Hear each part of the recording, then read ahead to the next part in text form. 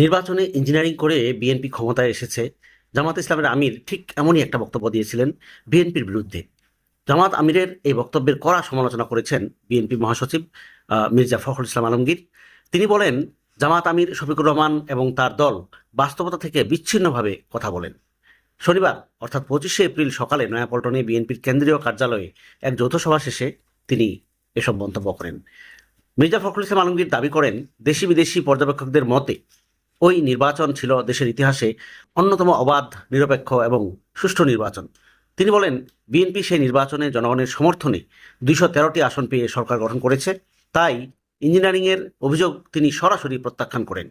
তিনি আরো বলেন, একটি মহল বিএনপির বিরুদ্ধে বিভ্রান্তি ছড়ানোর চেষ্টা করছে এবং রাজনৈতিক অস্থিরতা তৈরি করতে চায় ওই মহলটি।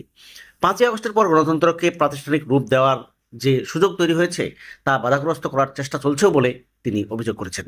দর্শক, এ বিষয়ে আপনার কোনো মন্তব্য থাকলে কমেন্টসে জানান। ধন্যবাদ।